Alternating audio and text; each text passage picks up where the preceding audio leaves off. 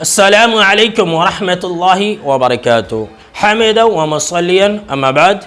برادران اسلام، آج کے درس کا موضوع ہے صرف روزے ہی کو اللہ رب العالمین نے اپنے لیے خاص کیوں کیا۔ جیسا کہ ہم اور آپ جانتے ہیں کہ روزے کی فضیلت میں یہ بات بالکل ہی مسلم ہے کہ آپ صلی اللہ علیہ وسلم نے یہ فرمایا ہے کہ اللہ رب العالمین کا روزہ کے اجر و ثواب کے بارے میں یہ وعدہ ہے کہ الصوم لی وانا اجزی بہ، کہ روزہ یہ صرف میرے لیے ہے اور میں ہی اس کا بدلہ دوں گا۔ سوال یہ پیدا ہوتا ہے کہ اللہ رب العالمین نے صرف روزہ ہی کو خاص کیوں کیا اپنے لیے؟ کبھی آپ نے اس بات پر غور و فکر کیا؟ کبھی آپ نے سوچا کہ تمام عبادتیں تو اللہ رب العالمین ہی کے لیے ہے؟ ہم اور آپ نماز پڑھتے ہیں، قربانی کرتے ہیں، حج کرتے ہیں، عمرہ کرتے ہیں، صدقہ و خیرات کرتے ہیں، یہ سب تو اللہ رب العالمین ہی کی عبادت و بندگی ہے، اور روزہ بھی ایک عبادت ہے۔ لیکن یہاں پر یہ سب سے بڑا سوال ہے کہ اللہ نے تمام عبادتوں میں روزہ ہی کو اپنے لیے خاص کیوں کیا؟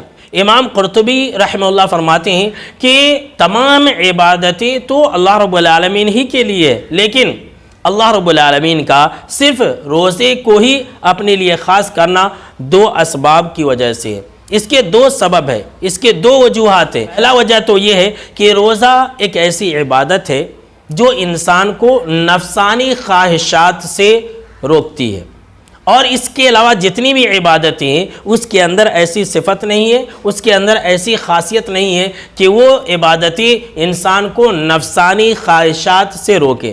روزہ ایک ایسی عبادت ہے جو انسان کو نفسانی خواہشات سے روکتی ہے، اسی لیے اللہ رب العالمین نے روزہ کو اپنے لیے خاص کیا ہے۔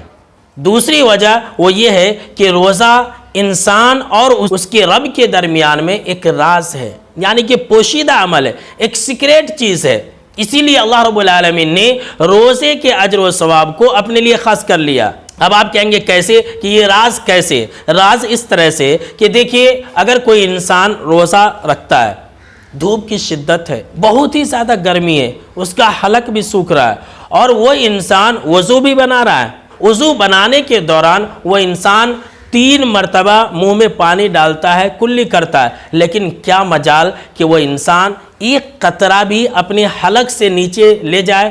ہرگز نہیں لے جا سکتا۔ حالانکہ دیکھیے کہ اگر وہ انسان ایک گھونٹ بھی نگل لے یا پورا نگل لے تو دوسرا کوئی انسان نہیں دیکھ سکتا ہے، دیکھنا تو دور کی بات ہے، کوئی دوسرا انسان جو بازو میں بیٹھا ہوا محسوس بھی نہیں کر سکتا ہے کہ اس نے پانی پی لیا، لیکن انسان ہرگز ایسا نہیں کرتا۔ اسی طرح سے اگر کوئی انسان تنہائی میں ہے، اکیلے میں ہے، کوئی نہیں دیکھ رہا، اللہ کے علاوہ اس انسان کو کوئی نہیں دیکھ رہا، پھر بھی وہ انسان نہ کچھ کھاتا ہے اور نہ ہی پیتا ہے، تو یہ ایک راز ہے۔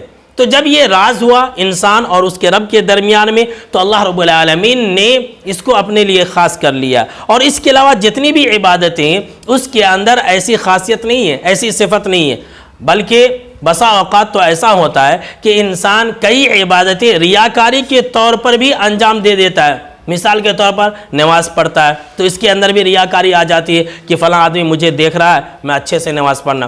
کوئی انسان صدقہ کرتا ہے تو غریب کی نظر میں اچھا بننے کے لیے صدقہ کرتا ہے۔ کوئی انسان حج کرتا ہے تو لوگ مجھے حاجی صاحب کہنا، اس لیے نیکی کرتا ہے، اسی لیے حج کرتا ہے۔ تو دیگر جتنی بھی عبادتیں ہیں اس کے اندر ریاکاری کا کچھ نہ کچھ عمل دخل ہے، لیکن روزہ ایک ایسی عبادت ہے، روزہ ایک ایسا راز ہے جس کے اندر کامل طور پر اخلاص موجود ہے، اخلاص سے بھری ہوئی یہ عبادت ہے، ایک راز ہے، اسی لیے اللہ رب العالمین نے اس عبادت کو اپنے لیے خاص کیا۔ تو روزہ ایک عظیم عبادت ہے۔ میرے دوستو، اس موقع سے فائدہ اٹھائے، رمضان کے روزے کو کبھی بھی نہ چھوڑے۔